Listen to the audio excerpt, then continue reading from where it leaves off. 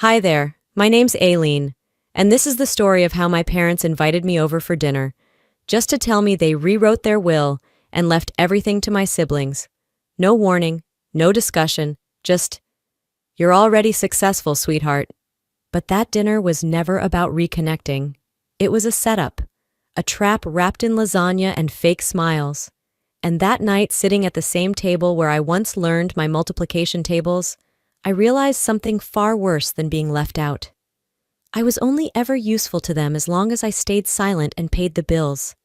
I'd covered their mortgage, paid off my brother's DUI fines, bought my sister's influencer gear. I did it all without keeping score, because I thought that's what love looked like. But when I stopped paying, the real faces came out. The lies, the smear campaigns, the vandalism. So, how did it all unravel? What finally pushed me to say enough? And when I finally fought back, how far were they willing to go to make me the villain? Stick around. It gets uglier before it gets free. The text came late in the afternoon, just as I was closing my laptop after a long day of back-to-back calls. "We're making lasagna tonight. Your favorite. Come home, sweetheart. Just us, like old times." That was Mom, always sugarcoating poison. I stared at the message for a full minute before tossing my phone aside. It wasn't like her to send warm invitations without a motive. I hadn't been to the house in nearly 6 months, not since the last time Delphine accused me of trying to outshine the family at Dad's birthday dinner by showing up in a blazer.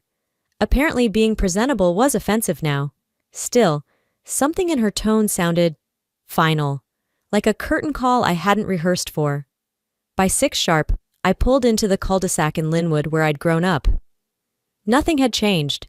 The wind chimes still hung by the porch. The shrubs were trimmed like they were waiting for a realtor's open house, and the porch light flickered like a dying lighthouse. I parked behind Tobias's obnoxiously large truck and beside Delphine's white Lexus, which had glittery bumper stickers and a vanity plate that said, "Queen Bee." Typical. The moment I stepped inside, I knew I'd made a mistake. Delphine greeted me with a sugary grin. "Look who finally remembered she has a family." "Hi, Del," I muttered, taking off my coat. Tobias didn't even look up from his phone. He gave me a lazy nod and went back to scrolling, no doubt checking the odds on some sports bet he couldn't afford to lose. The kitchen smelled like home, but it didn't feel like it. Mom was pulling the lasagna from the oven with theatrical flair, like she was hosting a Hallmark reunion. Dad sat at the table already, silently folding napkins with the precision of a man trying not to exist. As we sat down, Marlene launched into small talk, neighborhood gossip, weather complaints, Delphine's latest brand deals. It all dripped with fake warmth. They kept looking at each other across the table. Subtle glances, tight-lipped smiles. I wasn't stupid. They were up to something. My unease simmered just beneath my skin as I poked at my slice of lasagna. "So, what's the occasion?" I asked. Mom's eyes sparkled. "No occasion, just wanted everyone home. Like old times." I cut my food slowly, chewing, nodding. Sure, because Marlene always cooked without an agenda. Then came dessert. As Dad brought over the lemon pie, Mom cleared her throat. I noticed how Delphine sat up straighter, and Tobias suddenly put his phone down. Marlene placed her fork neatly on the table. "We wanted to talk to you all together. As a family," Tobias smirked. "We thought it was only fair you heard it from us directly." I didn't blink. "Heard what?" "The will," Mom said. "We finalized it last week." I set down my fork. "Everything's going to Tobias and Delphine," she added, voice breezy as if she'd just announced they were redecorating. I blinked once. "What?" Tobias leaned in, arms crossed. "You don't need it, Aileen. You've got your career, your apartment, your whole independent woman vibe." Delphine laughed under her breath. "Yeah, and the rest of us? Some of us still need help. We're not obsessed with success." I looked to Dad, waiting for something, anything. His eyes were fixed on the silverware. The silence stretched, heavy like wet concrete. I swallowed hard, trying to keep my voice from shaking. "So let me get this straight. You're cutting me out completely because I've managed to take care of myself?" Mom's expression didn't change. "You've always been the one who didn't need us. And frankly, we think that's beautiful. You're strong." That word, strong, landed like a slap. Delphine leaned back, smug. I mean, buying us stuff all these years doesn't mean you're owed anything. That's not how families work. Tobias added, You did it to feel important. Now you're mad it didn't buy you a seat at the table. My pulse roared in my ears. I looked at Dad again. Nothing. You know what hurts the most? I said, voice quiet but steady. Not that I'm being cut out. Not even that I paid your mortgage for 2 years without ever being thanked. What hurts is realizing none of you even liked me. You just used me. Marlene gave a cold smile. Don't be dramatic. This is about fairness. Delphine snorted. Spare us the sob story. Tobias shrugged. You act like this is betrayal. We're just moving on. I stared at them, really stared. My mother's curated denial, Tobias's smug entitlement, Delphine's shallow cruelty. I'd walked into that house thinking maybe this was the start of mending something. Instead, I'd been ambushed. My hands were trembling beneath the table. I curled them into fists against my thighs. I turned to Dad one last time. Are you really okay with this? His lips parted but no words came out. That's when I knew. It had never been about love. It had always been about control. And I was the only one who didn't follow the script. I stood slowly, the chair scraping against the hardwood. All 3 of them looked up at me, startled by the sound, like they hadn't expected me to stand at all. I took a deep breath, willing my voice to remain calm. You're right, I don't need you, but you sure as hell needed me.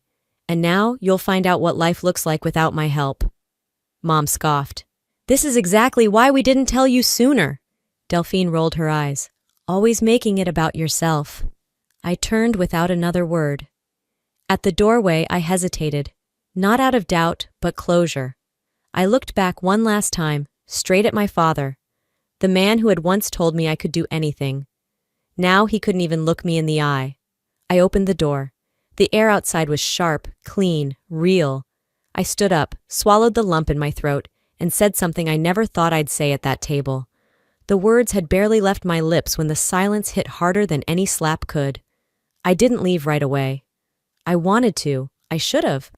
But I stood there, just behind my chair, as if the act of standing had shifted something permanent in the room. My hands were steady now. My voice had done its job, but my heart? It was quietly splitting open. Marlene leaned back, the corners of her mouth tugging upward like she'd won a prize. You always react like this, she said coolly. No one's attacking you. Tobias scoffed. She thinks everything is about her. Typical. I crossed my arms, locking my gaze on my mother. I gave everything, and this is how you repay me? It's not about repayment, she said, as if the word itself was vulgar. It's about family. You've always made it transactional. That was rich, coming from the woman who used my bank account like it had no password. Tobias added with a smirk, You act like you deserve a medal for doing what family should do. I clenched my jaw. Covering 2 years of mortgage payments wasn't family duty. Neither was refinancing my own loan to pay your tuition. Oh, please, he said, waving me off. You're obsessed with numbers. That's your whole personality. Delphine joined in. You never show up unless it's about money. We feel that, Aileen. There it was. The group performance, one by one, each of them picking their cue. I'd seen this show before, but never from the front row. I didn't come here to beg, I said flatly, but I expected a shred of decency. Marlene's tone sharpened. What you expected was control. You think that just because you earn more, you're owed more. That's not how this family works. I earned everything I have. You asked for help. I gave it, every time, quietly. And that's the problem, she said, her voice rising. You think being quiet makes you noble. It doesn't. It makes you manipulative. I blinked. Excuse me? You helped us because it made you feel powerful, she continued. And now that we won't let you dangle that over us, you're throwing a tantrum. Gaslight, deflect, reverse. Classic Marlene. I turned to Walter, who still hadn't spoken. Dad, I said slowly, do you really think this is fair? He inhaled, shifted in his seat. His eyes flicked to mine and then back to the floor. You're the strong one, sweetheart, he said quietly. You've always been strong. That answer landed like cold steel in my chest. I'm not asking for your admiration, I said. I'm asking if you were ever on my side. His lips pressed together. No answer. Just like always. I felt my throat tighten, but I didn't let it win. Every gift, every loan, every last-minute Venmo to cover someone's overdraft. I never kept a record, because I thought love didn't need receipts. Delphine rolled her eyes. We didn't ask for all that. No, you expected it, I snapped. You expected me to clean up your messes without question, and now you're painting me as greedy for finally saying no? Marlene stood up slowly, her tone sharp. Don't twist this, Aileen. We didn't cut you out. We simply gave to the children who need more support. Then be honest and say it. I was just your bank account. That's all I ever was to you. No one replied. No one moved. The air in the dining room turned thick, like the walls themselves were ashamed. I stepped away from the table. The floor creaked beneath my heels, but no one followed. No one tried to stop me. That hurt more than I'd expected. I'm done, I said, barely above a whisper. Still, they said nothing. Not even Delphine. Not even Walter. The front door clicked behind me with an eerie softness. The evening had grown colder since I'd arrived. The sky above the cul-de-sac was an inky navy now, the last hints of daylight slipping behind clouds. I didn't drive home right away. I parked 3 blocks from my building and just sat there, engine running, staring at the quiet rows of apartments glowing with warm, inviting light. People inside were probably winding down from normal Saturdays, pajamas, sitcoms, maybe a glass of wine. Meanwhile, I had walked out of the house I grew up in like a stranger escaping a courtroom.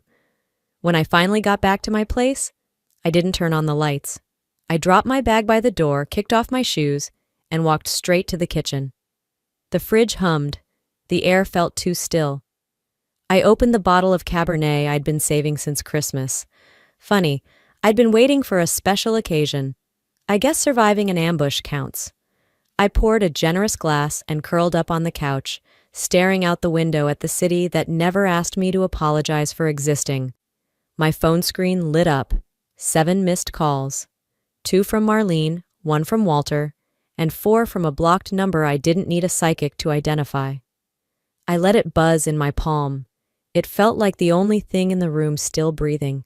No rage, no yelling, just a hollow ache that curled up in my chest and settled there like it was home. I wasn't mad. Not yet. I was just tired. The next morning, I woke up with the wine glass still on the coffee table and a stiff neck. A single new voicemail blinked on my screen. I hit play. Good morning, sweetheart. Marlene's voice cooed like she was selling cupcakes on a Sunday bake sale. I hope you got home safe. I know last night was intense, but let's not let one dinner undo everything. You know how families are. We fight, we recover. That's what we do. I almost believed her, until the last sentence. Oh, and I trust the mortgage transfer went through this morning. I scheduled the insurance renewal too, just a heads up. There it was, the leash. Padded in velvet, but a leash nonetheless. I didn't respond. I couldn't. Later that afternoon, as I tried focusing on blueprints for a project deadline, my phone buzzed again. This time it was Walter. A text, not a call. I know this is hard. Maybe just apologize to your mom so things calm down? Not, I'm sorry we hurt you. Not even, let's talk. Just a push to smooth things over, to make me the peacekeeper again. I stared at the message until the screen dimmed. Then I set the phone face down. They still thought I was the problem, that I needed to be fixed, that I was too emotional, too ambitious, too inconvenient. My mind drifted, flashes of birthdays I'd thrown for them, alone. The year Tobias lost his job, and I covered his rent. The camera equipment I ordered for Delphine's influencer, Brand. Even the damn plumber I paid last March when the basement flooded, they forgot all of it. And maybe that's what hurt the most. Not the money. Not even the betrayal. It was that they never remembered what I couldn't forget. They only noticed me when I stopped giving. I opened my banking app. Mortgage transfer, active. $1,800 on the first of every month. Below it, the utilities, labeled Home Support. My hand hovered over the screen. Click. Another screen popped up. Are you sure you want to cancel this recurring payment? Yes. And just like that, the chain broke. I leaned back on the couch. The silence didn't feel suffocating this time. It felt earned. The following morning, for the first time in weeks, I woke up without checking my phone. The apartment was still and calm. No buzz of incoming demands, no guilt-lined reminders. The light through the blinds painted soft stripes across the floor, and my coffee brewed with a quiet hum that didn't feel interrupted by anyone's expectations. I actually finished my toast, hot, not microwaved from 3 hours ago because someone needed a deposit by noon. A part of me hoped the silence meant they'd finally gotten the message. That my absence, both emotional and financial, had spoken louder than the years I played the background provider. But peace never lasts long in a family that feeds on control. 2 days passed. Then came the first ripple. A voicemail from Marlene, her tone sweet as syrup left too long in the sun. "I saw the mortgage didn't go through," she said, as if she were commenting on a missed haircut. "Are you okay, sweetheart? This isn't like you. You're not unraveling, are you?" That last word stuck. Unraveling. Next was Delphine. A text, bubbly and cruel in its passive aggression. "Hey sis, not sure what's up, but hope you're not in a dark place or anything. Maybe check in?" I didn't respond. I deleted both like they were spam, but the impact lingered. By Thursday, it spread beyond the family. While waiting for the elevator at work, my colleague Melanie turned to me mid-scroll and said, "Random question, is your brother Tobias?" I nodded cautiously. She hesitated, then added, "He's been at the pint with some guys I know. Told them you've been going through something. He said you've always been a bit intense when pressure's on." I froze. Melanie noticed. "Sorry, I didn't mean to. He made it sound like you're spiraling or something." "He did?" I asked, my voice tighter than I meant. She nodded, visibly uncomfortable. "I just thought you should know. It sounded calculated." Calculated. That was Tobias's specialty. Always play the victim before someone notices your fingerprints. By lunchtime, I was pacing my office, phone in hand, but no idea who I'd even call. My head was swimming with half-finished conversations, imaginary confrontations, people I hadn't seen in years now suddenly getting a version of me I didn't authorize. It wasn't the rumors that broke me, it was the intention behind them. He wasn't trying to hurt my reputation, he was trying to isolate me, to flip the narrative so that if I pushed back, no one would believe it was justified. "You've always been the dramatic one." "She holds grudges." Classic middle child syndrome. That old chorus came flooding back. I'd heard versions of it at every family barbecue, whispered at holidays when I left early to finish work, muttered when I said no. I closed my office door and sat on the floor, knees to my chest, breath shallow. For a moment, I felt 12 again. When I told Mom I didn't want to share my birthday party with Tobias, and she said, "You need to learn to put others first." Or 16, when I cried after being skipped for college tour money so Delphine could go on her dance retreat, and Dad said, "Don't make things harder than they are." My therapist's number was still in my contacts. I hadn't called in over a year, but that afternoon I did. She didn't ask what happened, she just said, "Talk." I told her everything. The dinner, the will, the payments, the smear campaign. When I finished, her voice came through the line like warm water over ice. "You're not the crazy one, Aileen. You're the clear one. That's why they're scared." That night, I sat on my balcony watching the lights of downtown shimmer like tiny mirrors reflecting every version of myself they had tried to shatter. My phone vibrated again. This time, it was a notification. Tobias had posted a story. I didn't open it. I didn't need to. The caption preview read, "Some people just can't handle losing control." I opened my messages and typed slowly, carefully. "I know what you're saying. Stop now. You won't like where this goes." My thumb hovered for a breath. Then I pressed send. The message sat there, unread, for now. By the next morning, the message I sent to Tobias still showed as unread. I wasn't surprised. Ignoring accountability was a skill he'd perfected by age 11. Still, part of me had hoped a direct warning would scare him enough to stop, or at least pause. But then again, Tobias didn't pause. He pounced. It was around noon when I got tagged in an Instagram story by my cousin Kara, the kind of tag that starts a small fire in your stomach before you even know what the match was. I opened the post. Delphine had uploaded a reel to her feed, one of those overly filtered monologues where she stared just off camera with a deep sigh and dramatic piano music playing underneath. The caption read, "Some sisters use success as a weapon, but money can't buy love." My name wasn't mentioned. It didn't have to be. The comments section did the rest of the dirty work. "Wow, your sister sounds toxic. Money doesn't make you better than blood. Sending hugs, Queen. Family should support each other, not control." I didn't comment. I didn't DM her. I just took screenshots. Every word, every heart emoji, every mass jab pretending to be insight, it all went into a folder I labeled evidence_001. That afternoon, I tried to focus. I really did.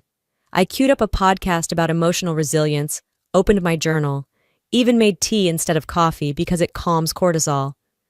I wrote things like, "You are not your family's scapegoat, and silence is not surrender" in loopy cursive across the page. For a few hours it worked. I convinced myself maybe the worst was over. Maybe if I stayed quiet long enough, they'd burn themselves out. Then Friday came. I was returning home from work later than usual. The sun was nearly gone, casting long shadows between the buildings downtown.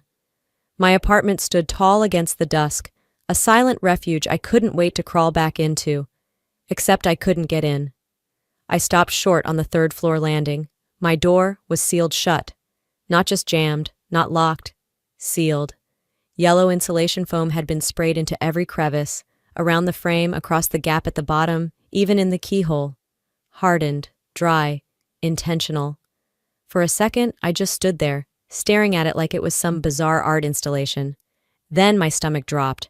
I pressed my fingers to the foam, rock solid. I tried the knob, knowing it was pointless. I stepped back, breath catching in my throat. The building manager, a soft-spoken guy named Leon, came up the stairs behind me. He froze at the sight. "What the hell?" he muttered. "You've got to be kidding me," I said, voice flat. He shook his head. This wasn't random. Someone knew what they were doing." I didn't argue. I already knew who did it. A locksmith arrived an hour later, shaking his head before he even set down his bag. "This ain't no prank," he said. "Whoever did this came prepared." While he worked, I went downstairs and pulled up my hallway camera footage from the building app. It didn't take long to find what I was looking for. Tobias. Hood pulled low, face angled away, but it was him. I knew the walk, the broad shoulders, the way he always rolled his left foot slightly inward, a limp he faked for attention once and never dropped.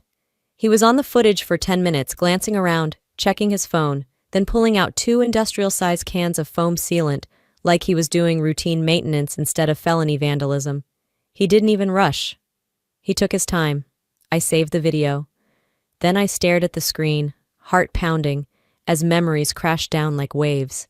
The night I bailed him out of a DUI. The semester I secretly covered his tuition when he forgot to submit his FAFSA. The check I wrote for his engagement party that never actually happened. "I saved you," I whispered, "and you spray-foamed my door shut." The locksmith finally cracked the seal around the frame, and I stepped inside to find a slight chemical smell, but everything else intact. I locked the door behind me and collapsed onto the couch, anger bubbling just beneath the surface. Not the kind that makes you cry, the kind that sharpens your focus. I opened my laptop, uploaded the footage, saved the time-stamped screen, and then I opened the city's non-emergency police report page. Type of incident? Vandalism. Suspect known?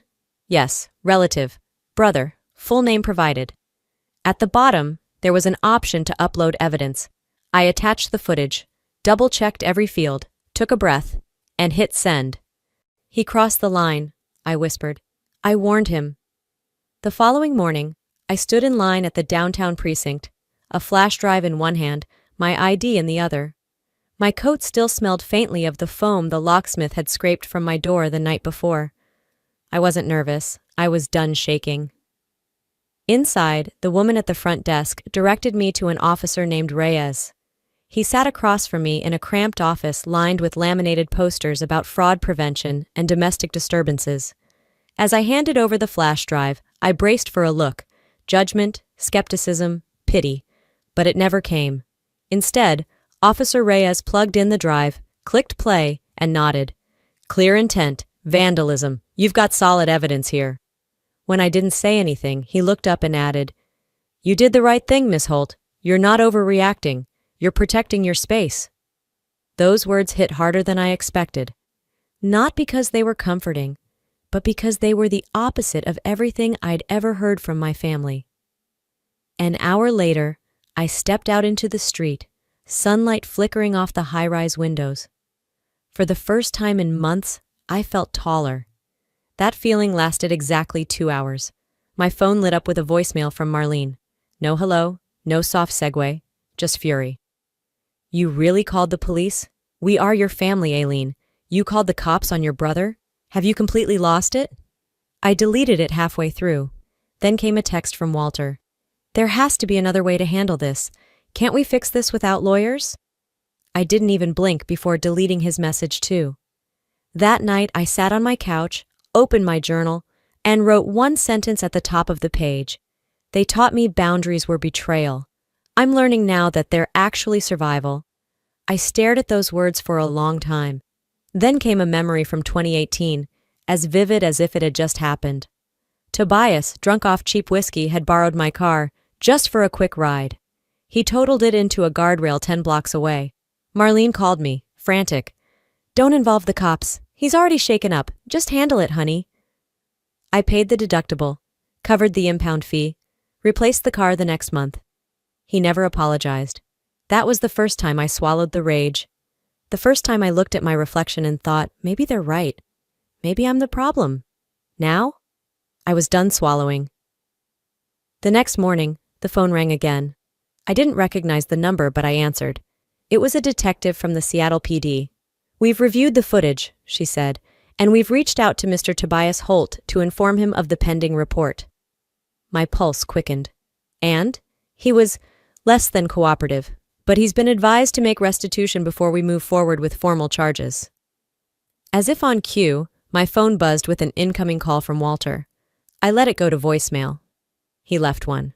Of course, his voice was low, tight with restrained anger. "What will it take for you to drop this? Name it, we'll figure it out." I didn't hesitate. I texted him back. $3,000. That's what it cost to repair the door. Plus, an apology from Tobias, not a fake one, a real one, signed. 2 minutes later he replied, "This is extortion." I smiled bitterly and typed back, "No, this is consequence." The message stayed unread for hours.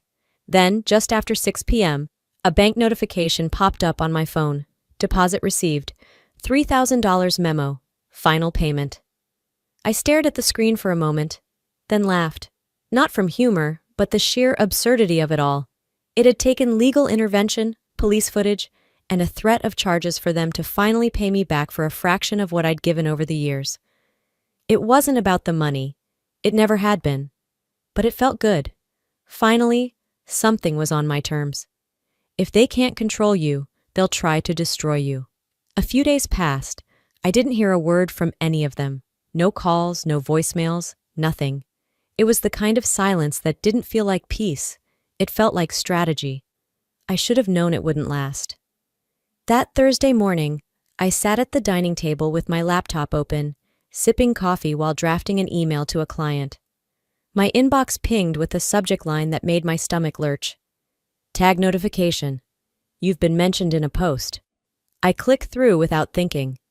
Delphine had posted on her Instagram stories again, this time with pastel pink text over a moody photo of a sunset. The quote read, "Some sisters use money as control. Real love doesn't come with a receipt. No names, no direct reference. But anyone who knew us, they'd get the message." I didn't engage. I didn't comment. Instead, I took a screenshot and saved it to a folder I had started for moments like this. I named it Receipts. Fitting. But the comments under her main post said enough. Cousin Lacey wrote, "You deserve better. Family shouldn't manipulate with money." Someone I didn't even recognize replied, "Was this about Aileen?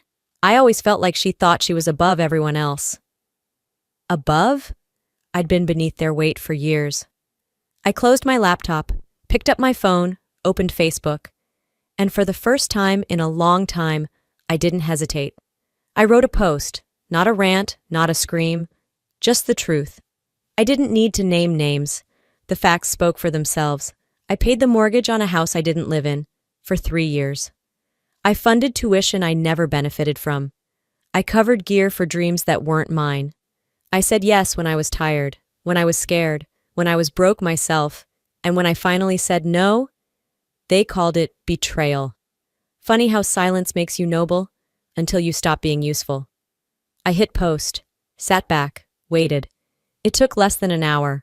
Reactions poured in. Likes, hearts, sad faces. Comments came in waves. Cousin Lauren, I had no idea you were the one helping with the mortgage. Wow. Jason, an old coworker. So that's why you pulled back from happy hours. Respect, honestly. Even Delphine's former roommate wrote, she always told us you were a control freak. Guess that narrative doesn't hold up anymore. I didn't reply to any of them. I just let the post breathe. Let it be. And then, as expected, came the fallout. Marlene left a voicemail late that night. Her voice dripped venom. You humiliated your own family in front of everyone we know. Facebook? Really, Aileen? I didn't respond. Minutes later, Walter sent a single-word text. Why? I deleted it without reading it twice, because if he had to ask, then none of it mattered. I stood by the window that night, watching the lights of the city, my own reflection faintly visible in the glass. I wasn't proud, I wasn't triumphant, but I wasn't hiding anymore. There had always been this belief in our family that keeping things private meant keeping things together. That silence was a virtue. That self-sacrifice was love. I had lived that way for decades. I believed that if I just kept giving, eventually they'd see me as more than just the reliable one, the capable one, the disposable one. But that kind of love never existed, not for me, not from them. I used to think being the quiet achiever meant I was strong. Turns out it just made me easy to ignore. Until now. I muted the family group chat, blocked Marlene's number, then Walter's, then Delphine's. My phone, for the first time in years, stopped buzzing. I exhaled into the silence. I said it once, I whispered, and now they can never unhear it. That was the part they didn't understand. I hadn't written that post for revenge or sympathy. I had written it for clarity, for myself, and no amount of outrage from them could undo the truth once it was out there. They had spent years controlling the narrative. Now they'd learn what it felt like to lose it. The line between exposure and liberation. The morning light came soft through the blinds, casting long, slow-moving shadows on my hardwood floors. It had been a week since the Facebook post, and no messages had come through since I blocked them all. You'd think I'd feel peace, but peace doesn't come easy when silence was always used against you. It wasn't absence that bothered me. It was the echo, the mental replay of everything unsaid, everything unfinished. The apartment felt still in a way I wasn't used to. For years, my mind buzzed with their problems, their demands, their emergencies disguised as expectations. Now, nothing. I poured coffee and sat by the window. My phone buzzed. Not a number I recognized, but a name that stopped me cold. Lorraine, my mother's sister. Her message was simple. I saw your post. I didn't know. I'm sorry. Can we talk? I hadn't seen Lorraine since a family barbecue 3 years ago, when she politely asked how work was going while Delphine loudly recounted her latest brand deal. Lorraine had always seemed neutral, uninvolved, but maybe that was just another kind of silence. We agreed to meet at a cafe just off 4th Avenue downtown, a small place I used to go before work, back when mornings weren't heavy with drama. She was already there when I arrived. She stood when she saw me, her expression open, nervous. You look tired, she said. I gave a dry laugh. It's been that kind of year. We sat. I ordered a tea. She didn't rush. She didn't dodge. She just said, your mom never told us about the mortgage, the tuition, any of it. I watched her, careful not to fall into another trap of performance and forgiveness. I didn't speak up for a long time, I said. Not because I couldn't, but because I was scared that if I did, I'd be blamed for making it real. Lorraine nodded slowly. She always said you were fine, that you didn't need help. I snorted. I didn't need help. I just needed them to stop draining me dry. She looked down, then back at me. They're not mad because you lied. They're mad because you told the truth. I hadn't expected to cry. Not in public. Not now. But that sentence cracked something in me. Years of justifying their behavior. Years of calling my exhaustion love. Years of letting family mean I couldn't say no. I wiped my eyes with the back of my hand. Lorraine reached out and touched my fingers. I see you now, she said. I really do. I didn't answer. I just nodded. She didn't try to fix anything, didn't make promises. She just listened. And that, I realized, was more healing than any apology could have been. When we finished our tea, she pulled out her phone. You probably don't want to know, but things are rough back there. I didn't stop her. Tobias is struggling. Apparently your dad had to co-sign something for him again. Delphine lost her sponsorship with that travel company. Something about bad press. I sipped the last of my tea. She always said I was the toxic one. Lorraine gave a tight smile. People get loud when the truth threatens their fantasy. She paused. Your parents, they've taken part-time work. I think Walter's doing night shifts at a warehouse. Marlene's been helping out at a florist. I looked out the window. The sky was a thick gray, threatening rain. I didn't want to destroy them, I said quietly. I just wanted to stop saving them. We stood and hugged, not awkwardly, but like something reconnected, not fully healed, but present.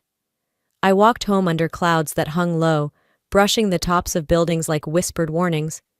There was no dramatic music, no feeling of triumph.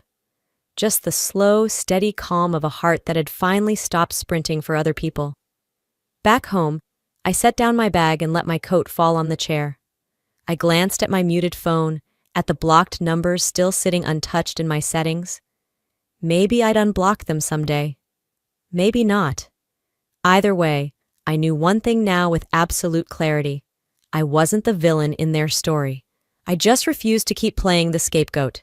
Freedom doesn't always mean healing.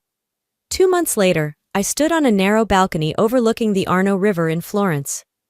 The December air carried a bite, but I sipped my espresso slowly, wrapped in a borrowed wool shawl from the local shop downstairs. Morning bells chimed across the city, small, steady things that asked nothing of me. No favors, no explanations, no unpaid debts masquerading as loyalty. But even in paradise, some wounds whisper. They don't vanish with distance. They only echo differently. When I booked the flight, I told myself it wasn't running. It was release. I didn't post about it, didn't share a single photo online. This was mine. Not a flex, not a retreat, just mine. Florence was a strange kind of beautiful. Cobbled alleys that curled into sudden plazas, frescoes tucked into quiet corners of cathedrals, the murmur of languages I didn't understand, soothing because they weren't meant for me. Everything about this city told me I didn't owe anyone anything here. I wandered museums alone, letting color and centuries wash over me. I left coins in church boxes without making wishes. I journaled in cafes with no Wi-Fi, letting ink flow like breath. Some days, I didn't speak to anyone but baristas. And that felt more honest than most of my conversations back home. I filled pages of a leather notebook Lorraine had given me before I left. On the first page I had written, I spent my whole life funding their dreams. Now I'm finally buying back my own time. Some pages were filled with questions, some with guilt. But the longer I stayed, the more I began writing things that sounded like possibility. Then one afternoon, while sitting on a bench outside Santa Croce, an email popped up from Lorraine. No message, just a single photo. It was taken from across the room, probably a phone snap during a holiday gathering. Marlene sat at a corner table in a local diner, her face caught in profile. Her hair looked thinner, her shoulders slumped. A plate of untouched food sat in front of her. I stared at the photo for a long time. Then, quietly, I saved it to my folder labeled Family Archive. Not revenge, not pity, just context. I didn't reply to Lorraine's email. She would understand. That night I took a walk along the riverbank. The water was dark, moving slow. My boots clicked against stone. I thought about the version of me that had once juggled 2 jobs while paying for Tobias's textbooks. The girl who drove Delphine to photo shoots on her only day off. The the woman who answered late-night calls from Marlene while exhausted from back-to-back deadlines. That version of me had been called selfish the minute she stopped saying yes. Now, no was my favorite word. I whispered it to the Arno, just to hear it out loud. No, no, no, not in bitterness, but in practice. Because reclaiming it wasn't just an act of resistance, it was survival. When I flew back to Seattle, the sky welcomed me with thick, wintry clouds. The city hadn't changed, but I had. My apartment felt warmer than I remembered.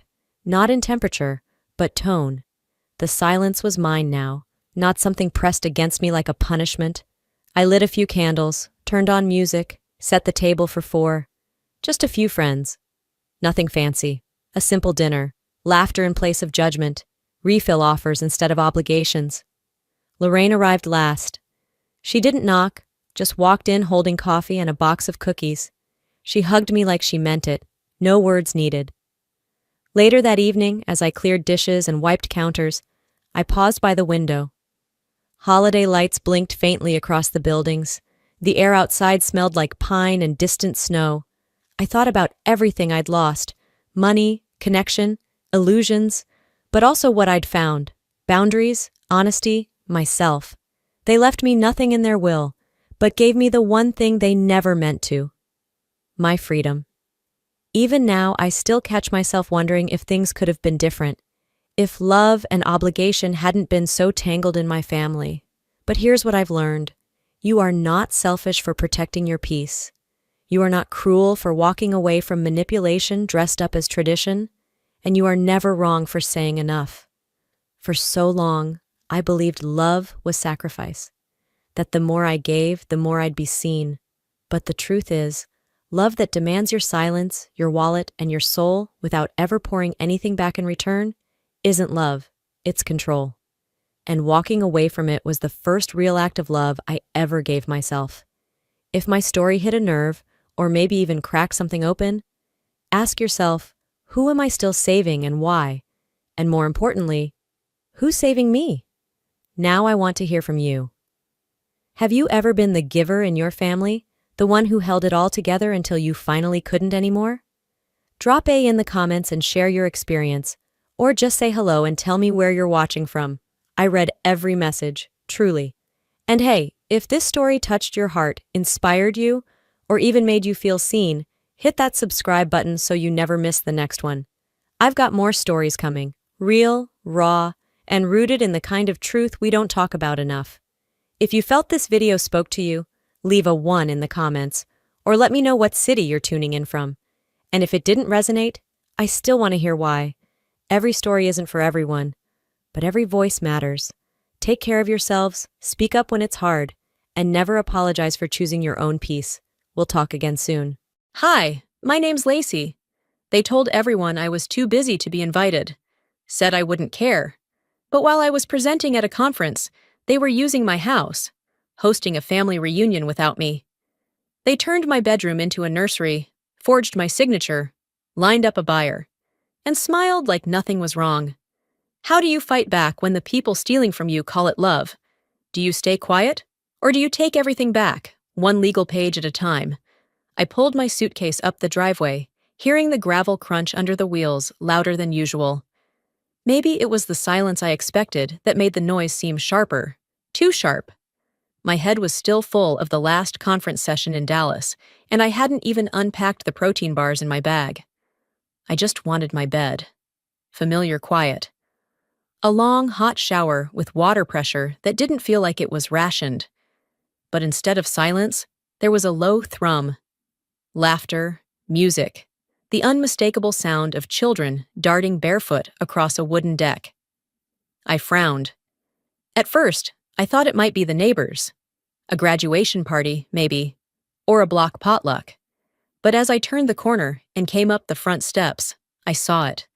A massive white banner stretched across my own porch, tied tight to the columns I paid for, read, "Family means forever.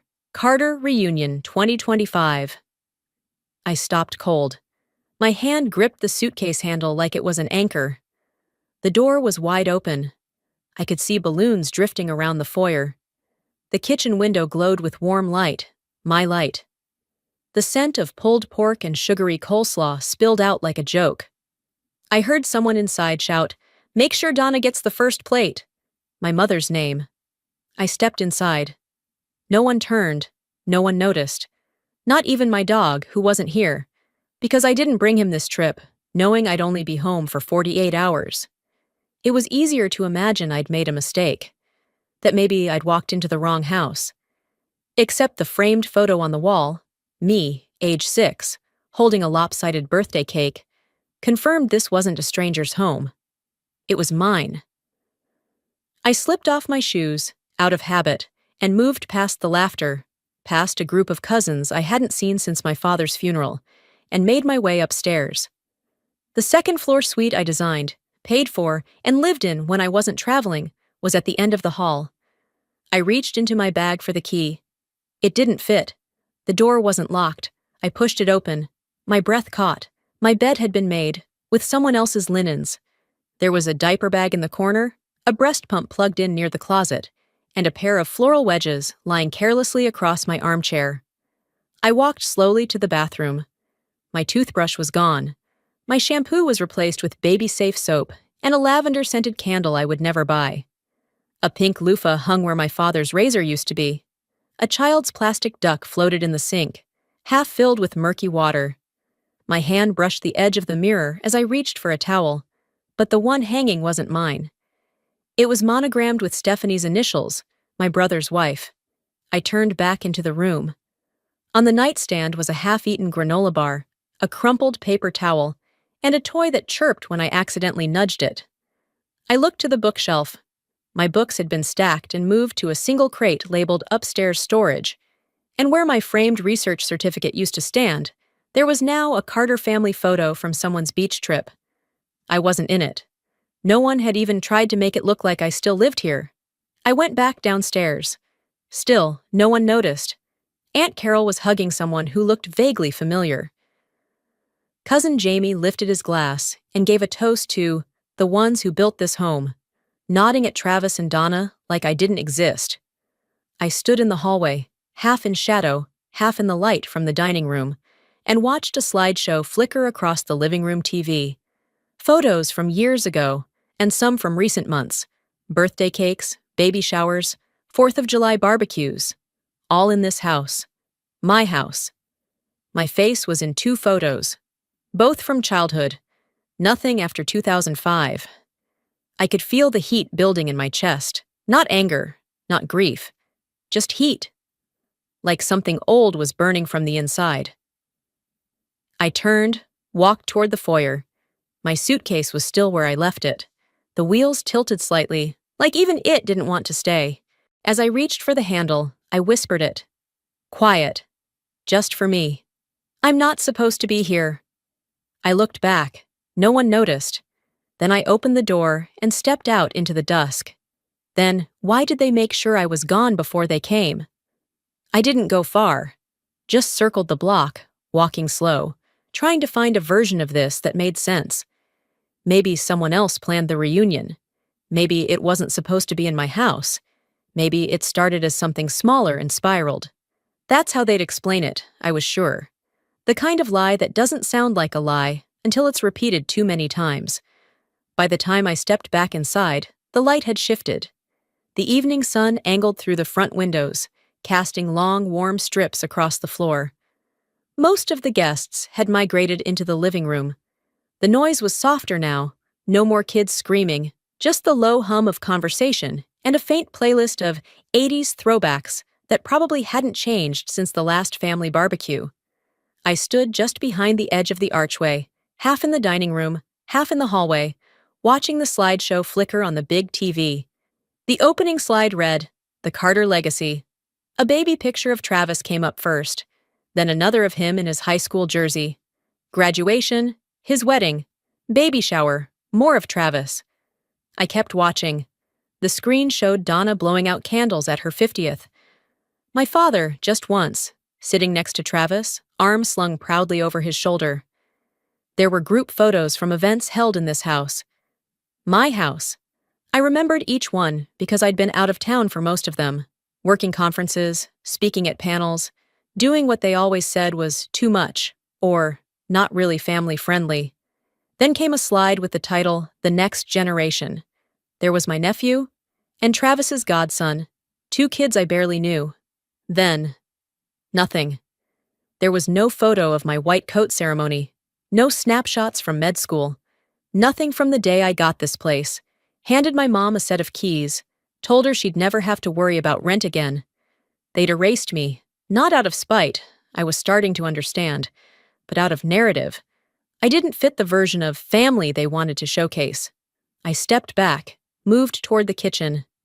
My mother was near the fridge, laughing about something with Travis and two of our cousins. She turned and caught sight of me. Her smile faltered for half a second. "You're home," she said, like I was the unexpected guest. "I thought you'd be back tomorrow," she added quickly. "Didn't Travis tell you?" Travis, cool as ever, picked up a tray of lemon bars. "I said Friday or Saturday, I think." "You said the house would be quiet," I said flatly. Donna's voice turned soft. Performed. "Sweetheart, this wasn't about excluding you. We just assumed you'd be working." "That's your go-to, isn't it?" I replied. "Assuming." Travis raised a brow, still smiling. "Look, it's just a gathering. It sort of grew. It wasn't this big at first. We didn't want to bother you."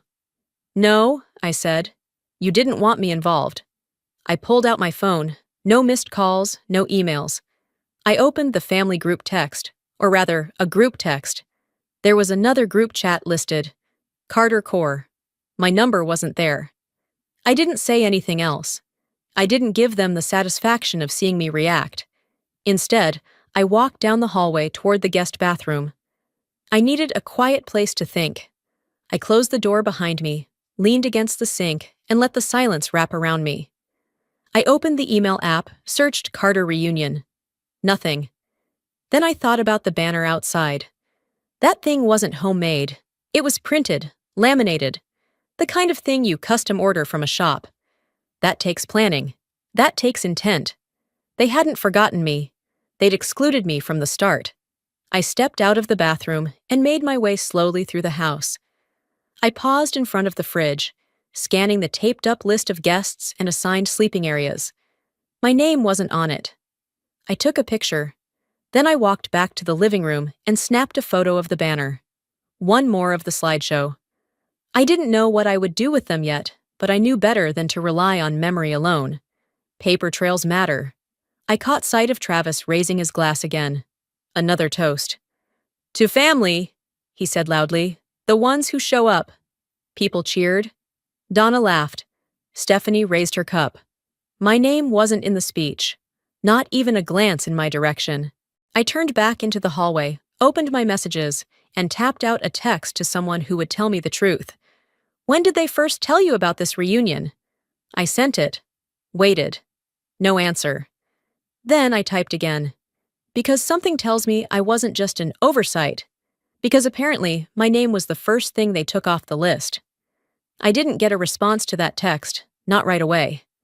So I stepped outside, trying to breathe through the weight in my chest. It wasn't even anger anymore.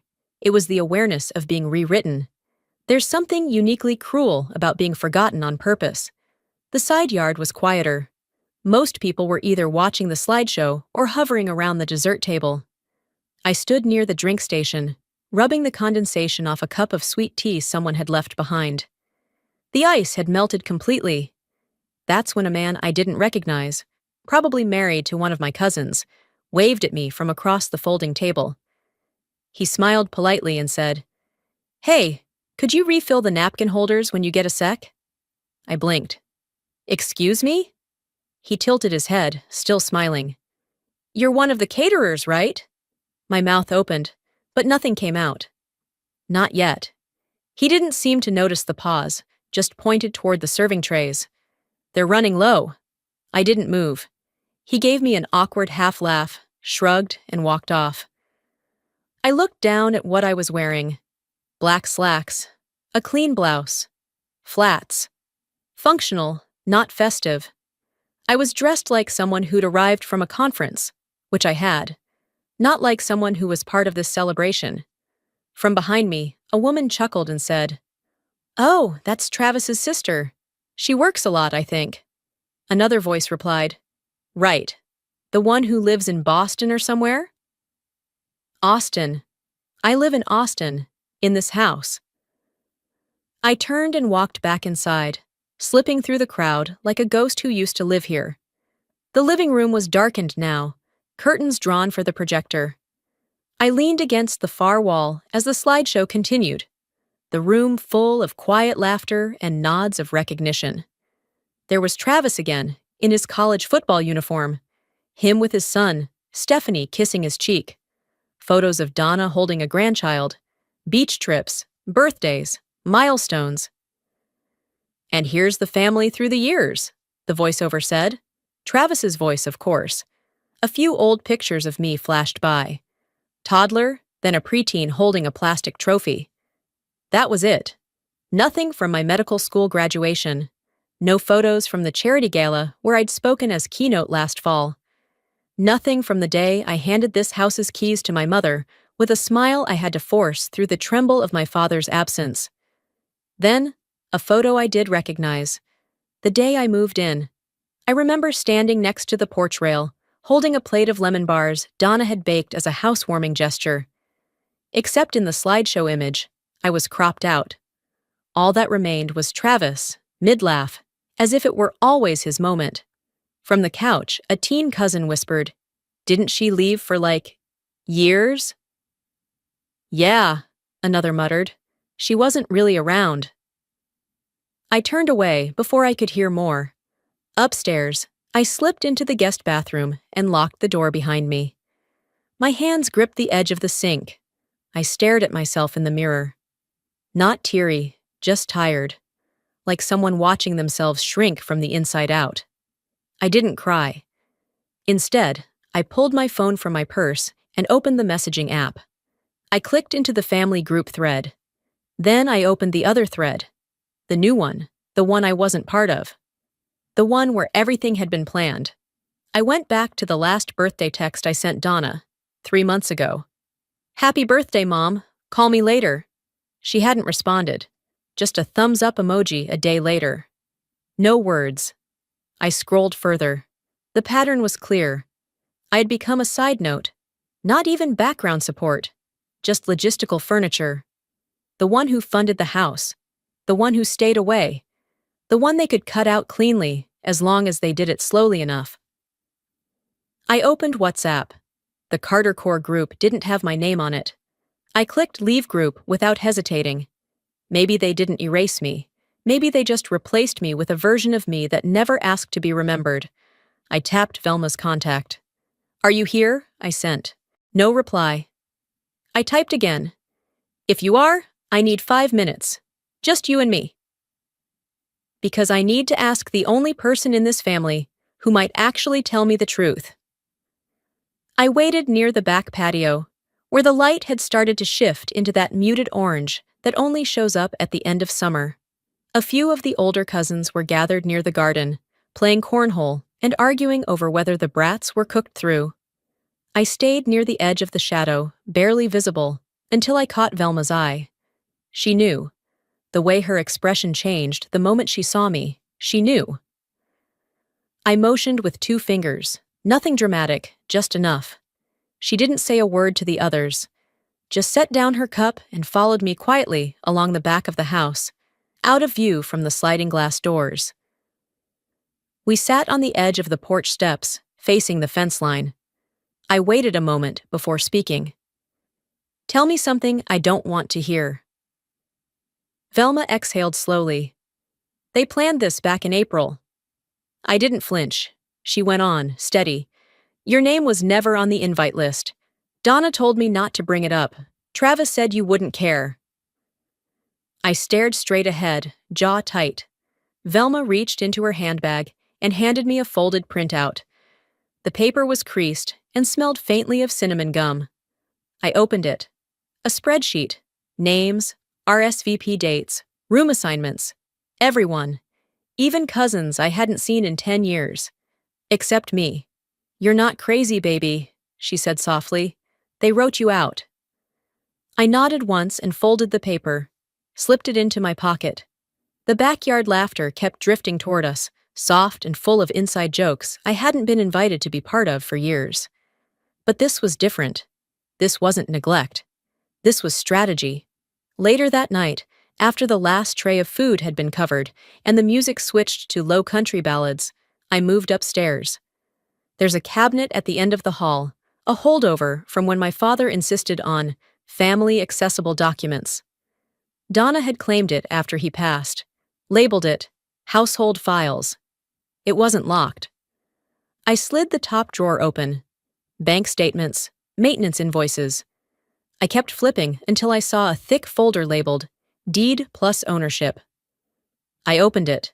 The first page was a copy of the original co-ownership agreement. My name was there, in the place where it should be.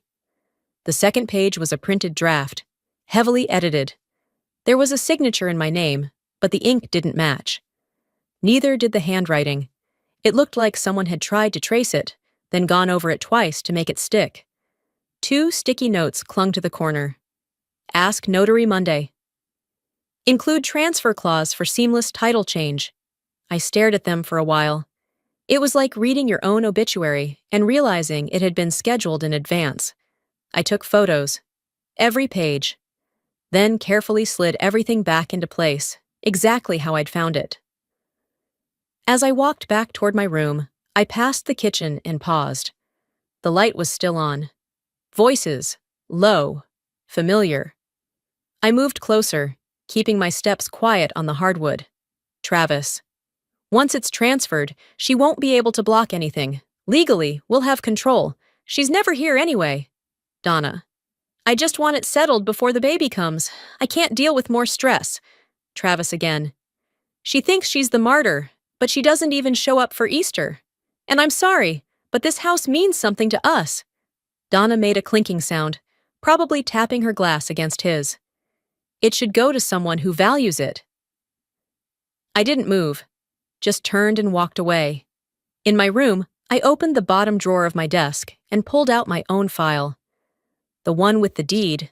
The one signed with a real pen, by a real notary, in a real bank office I paid for. I laid it side by side with the doctored one on my desk. Then, I pulled out a fresh legal pad. Across the top, in black ink, I wrote, Fraud. Intent to transfer property without consent. I underlined it twice.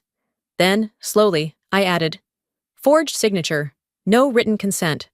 Financial misrepresentation, verbal confirmation. Kitchen, 9:40 p.m., Donna and Travis. I set down the pen and stared at the list. There was no need to shout, no need to confront them with rage. If they wanted to turn this into a power move, they were going to learn what it was like to face someone who doesn't need to scream to win. They thought I was the quiet one. They were about to meet the version of me they worked so hard to erase. I tucked the tampered copy into a folder, sealed it, and slid it into my briefcase. Then I put the original deed back into my drawer and locked it. Back on the legal pad, I scribbled one more sentence across the bottom. If they want a war over this house, they're going to get a legally binding one. They think I'm here for the potato salad, but I'm here to take inventory of what they've already stolen. It was almost 10 o'clock when I made my way to the stairwell. The party had thinned out, but the people who mattered, at least to the plan, were still hanging around. I found a quiet spot halfway up the stairs, where the second-floor landing overlooked the living room but stayed out of everyone's line of sight. The floor creaked under me slightly when I sat down, but no one looked up. I pulled the legal pad back onto my lap and continued the list, cataloging every red flag I'd ignored for years. That's when Velma came around the corner. She had a small styrofoam cup in her hand, probably tea, maybe coffee if someone had bothered to brew it fresh. Her eyes scanned me first, then the pad in my lap, and she gave a knowing nod. I heard your name wasn't even included on the original group email chain, she said, lowering herself slowly onto the step beside me. I didn't respond right away, just kept the pen hovering, mid-thought. She sipped whatever was in the cup and looked toward the voices drifting up from below. They chose this weekend because you'd be out of town, she continued. Travis said you'd just make things complicated. Complicated, I repeated, mostly to myself. I asked about you, she added, her voice quieter now. Donna said you were busy. Travis said you'd thank them for not dragging you into the hassle. I exhaled, not sharply, but like I'd been holding something stale in my lungs too long. They didn't just forget me, I said. They planned around me. Strategically. Velma placed the cup beside her on the step. You always were the one who held it all together, but when people get too comfortable, they forget who paid for the glue. She left not long after. I stayed where I was, thinking about that glue, about how much I'd invested just so they could pretend it had always been theirs. About an hour later, once dessert had been served and cleared, Donna tapped her glass with a fork. Let's do a little family check-in before everyone heads out, she called. I paused at the top of the stairs. Just something light, Travis added from the dining room, where people were beginning to shift their chairs. Talk through shared spaces and such, housekeeping stuff. By the time I walked in, the table was full. I was the last to sit. The tone started politely enough. Travis led with a joke about overwatering the front lawn, which Donna turned into a comment about the sprinklers needing better scheduling. Then things drifted. Since Lacey travels so much, Travis began, glancing at me, but not really looking. We were thinking it might make sense to revisit the structure. The structure? I asked, flat. Donna jumped in. Your brother and I were just thinking, maybe you'd be more comfortable selling your share. We could make sure the home stays functional. Functional, I echoed. Another label. Another box to be placed in, then shelved. You're gone more than you're here, Travis said. This way, you wouldn't have to worry about any of this. Aunt Rachel chimed in, lighthearted. Honestly, I thought she already signed off years ago. There were printouts on the table.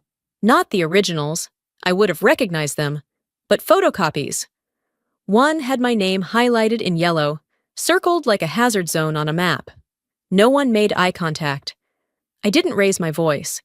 Instead, I looked directly at Travis. You didn't think I'd be home tonight?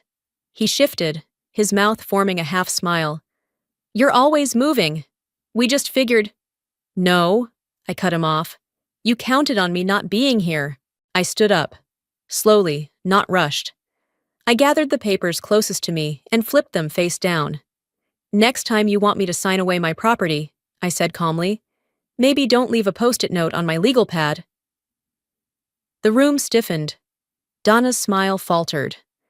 I walked out without waiting for anyone's response. When I reached my room, the door had been left ajar. My stomach clenched. I pushed it open and scanned the space. Nothing was out of place, except for one new detail. A small square post-it on the top of my legal pad.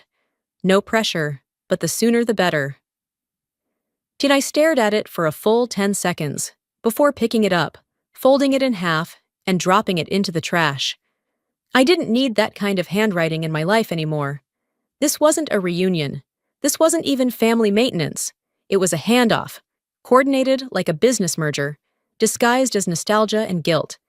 They had gathered to transfer power, ownership, history, and they had planned it in my absence, assuming I wouldn't notice or care.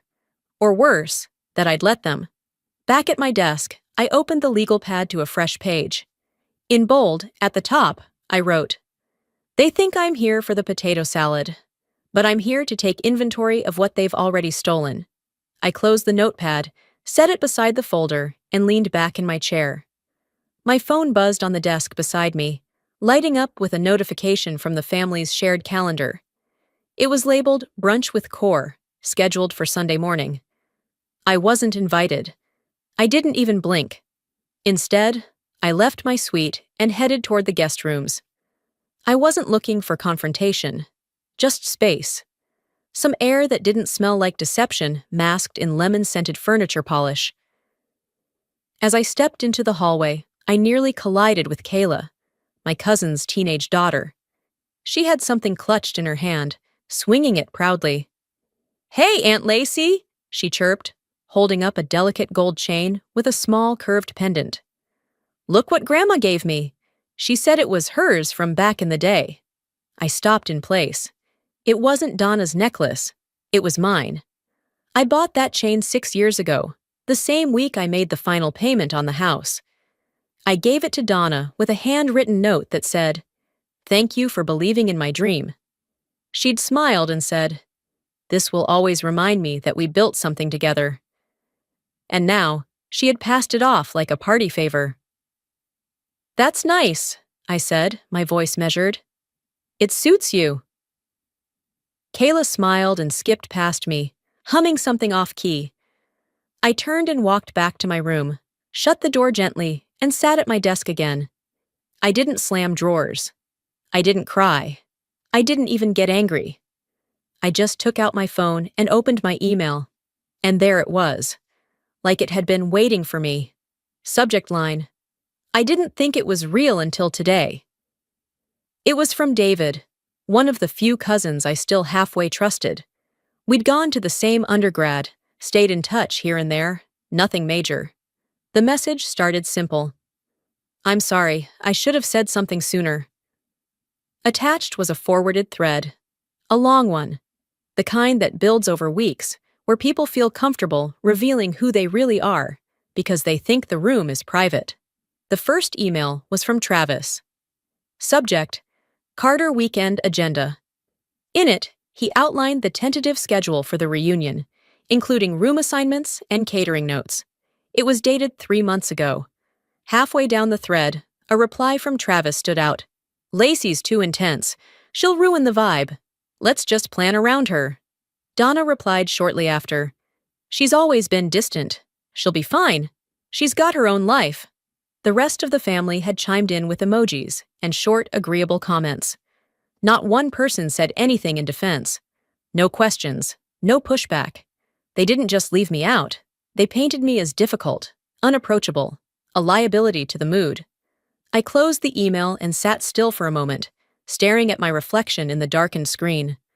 What bothered me most wasn't the exclusion. It was the quiet agreement, the convenience of it all. They'd chosen to make me the problem, so they wouldn't have to admit their own comfort with erasing me. I opened my laptop. Folders lined the desktop, some personal, some professional. But I clicked straight into the one labeled House. Inside were the deed scans, the email correspondence from the bank, tax records, zoning permits. I began dragging all of it into a new folder.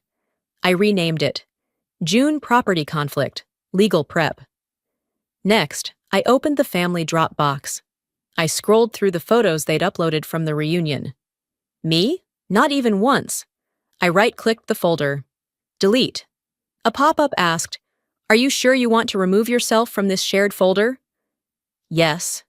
Done. Then, just to be sure, I logged out completely.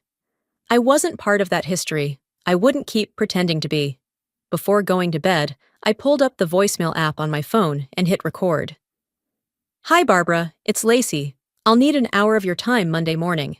It's regarding misuse of shared property and what I believe qualifies as forgery intent." I saved it, labeled it Voicemail Legal Notice, and added it to the new folder. Then I stood, walked over to the door, and locked it. For the first time in a long while, I smiled. Not because I felt triumphant, not because anything had been fixed, but because I finally understood where I stood. I wasn't here to ask for understanding. I was here to set the record straight. "Please stay after the party clears out. I need a witness." Velma's reply came 2 minutes later. "I'll be there." I slipped my phone into the side pocket of my slacks and moved quietly down the hall. The lights in the house were lower now. Someone had dimmed them to match the slow fade of the evening. Most of the guests were congregating around the dessert table or drifting toward the front door. The night had shifted into the soft, polite phase where people say long goodbyes they don't really mean. That's when I remembered the drawer. There's a pantry closet off the kitchen that Donna turned into a kind of household command center. Not quite an office, but close enough. The shelves were lined with printer paper, receipts, junk mail, and mismatched pens in a mason jar. On the small counter space, I spotted a neat stack of printed documents.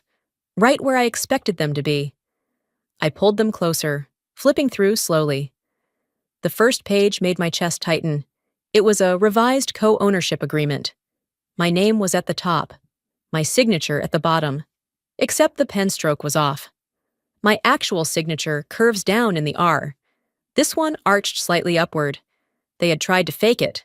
A sticky note had been pressed just above the line. Review final terms with notary before Monday. My stomach turned as I read the clause halfway through the next page. In the event the co-owner is absent for more than 90 days in a calendar year, full authority will default to the primary resident. They hadn't just guessed I wouldn't be home. They planned around me. I took a photo of the signature, then one of the clause, then the cover page. I slid them back exactly where I found them and walked back into the hallway. The conversation downstairs had gone faint, broken up by music and clinking silverware. On my way back to the stairs, I paused at the door to my old bedroom. It was cracked open. Inside, the room had been transformed. A banner reading Baby Coyle's Nursery hung above the bed frame. There were baby clothes neatly folded on top of the dresser, onesies, tiny socks, a blanket with embroidered initials. Balloons floated lazily near the ceiling. The scent of baby powder drifted through the air. Travis stood in the corner, giving a tour to one of our aunts. "Best natural light in the house," he was saying. "Figured this space made the most sense." I stepped inside. He didn't stop speaking. "You mean my room?" I asked flatly. He glanced over at me, then looked back at the aunt. "Come on, Lace. You hardly use it. You're barely here." I nodded once. "Right. Barely here. And that means it's open for grabs?" Another cousin poked her head in and added, "It's kind of poetic, isn't it? One chapter ends, another begins." I didn't respond, just walked over to the dresser and picked up a stuffed animal, something generic and plush. I haven't died," I said. Travis exhaled loudly. "Don't be dramatic. You live in airports now." I set the toy back down and walked out. Back in my suite, I shut the door, locked it, and leaned against the edge of the desk. My hands weren't shaking yet, but I could feel it creeping up. The kind of shake that doesn't come from nerves, but from clarity. Cold clarity. I opened my legal folder, spread the documents across the surface, and started writing a timeline. April. Initial group emails. No mention of me. May, new co-ownership draft printed. Signature faked June. Family check-in used to pressure sell-off tonight. Bedroom repurposed. Documents exposed.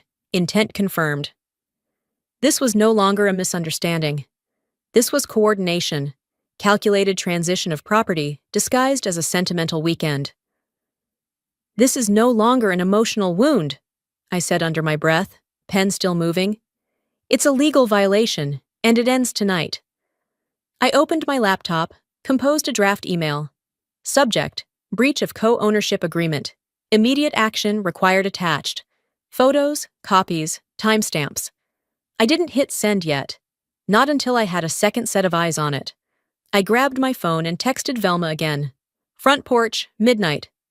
Then I opened my window to let the air in and sat in silence. I could still hear muffled music, the last chords of something old and familiar. Travis's voice echoed faintly from below, still laughing, still leading. But by this time tomorrow, none of them would be laughing. They'll get the email before dessert. I closed the laptop with a quiet click and stood still for a few seconds, letting the silence wrap around me. The room felt cleaner now. Not physically, but inside my chest. Like I'd finally cleared the air I'd been holding for years. The draft email had been sent. Velma had seen everything. I didn't need to rehearse it anymore. By the time I made it downstairs, the kitchen was already full of daylight and chatter. A stack of syrupy plates sat in the sink. Someone had opened the back door, letting in warm air that smelled like overripe fruit and sunscreen. I poured a glass of water and glanced at the digital clock on the microwave, 8:17 a.m., and then my phone buzzed again. I turned it over. A notification lit up across the screen. Stephanie had tagged me in a Facebook post. That stopped me. I tapped it open, still holding my glass. The first photo in the carousel was a group shot. Half the family, all smiles, standing on the front lawn under the banner. I wasn't in it. The second was a baby-themed table setup. The third was a wide shot of the main floor bedroom. My old room. The caption read, "Our home is finally complete. Baby Coyle's new nursery. Shear's family means forever." Below it, Donna had commented, "So proud of you both. This house is truly yours now." I didn't speak, didn't blink. I just took the screenshot. Then another. Then archived the post, saved the entire thread and backed it up. Every like, every comment, every digital fingerprint of what they believed to be true was now documented. I rinsed my glass and set it down in the sink. Later that morning, while most of the guests were chatting over coffee or dragging coolers toward their cars, I walked to the file drawer near the pantry. It was labeled Guest Stay Forms. Nothing important had ever come out of that drawer, but something in my gut said, check it. Halfway down, beneath a bundle of old allergy release forms and printed maps to nearby hotels, I found a manila folder clipped closed. I opened it slowly. Inside were 2 forms. The first was labeled Voluntary Transfer of Ownership, Coyle Residence. My name was printed at the top. A line waited for my signature. The second version had the same format, same header, same layout, but this one was dated 3 weeks ago, and it already had my signature on it. Sort of. Not mine exactly. Close enough to pass if no one looked too hard. The ink tone was off. A slight drag on the second D in Darnell. My actual signature was tighter, more compact. This one was too open, too practiced. Clipped to both pages was a post-it note in Travis's handwriting. L needs to sign by end of June to avoid penalty clause in refinancing. Another note beneath it. Houston buyer interested. See email. I sat down right there on the kitchen stool and read everything again. They weren't just celebrating family. They were lining up a buyer.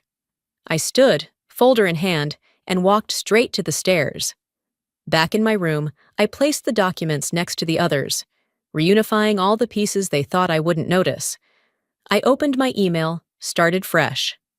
Subject: Termination of informal co-residence. Property use access. No message body, no introduction. I attached photos of both forged documents, screenshots of Stephanie's Facebook post and Donna's comment, a PDF of the original co-ownership agreement, voice memo from Donna and Travis in the kitchen. I addressed it to Barbara Reynolds, attorney, Travis Coyle, Donna Coyle, Stephanie Coyle. I hit send, no delay, no second guessing. I sat back and waited. By midday, the house was buzzing again. This time, not from music or cornhole matches.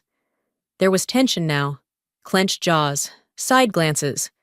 I passed Travis once in the hallway. He didn't say a word, just looked at me, his face pale, lips pressed into a thin line. Around 3:30 p.m., Velma found me sitting on the front steps. She handed me a bottle of water and lowered herself onto the brick edge beside me.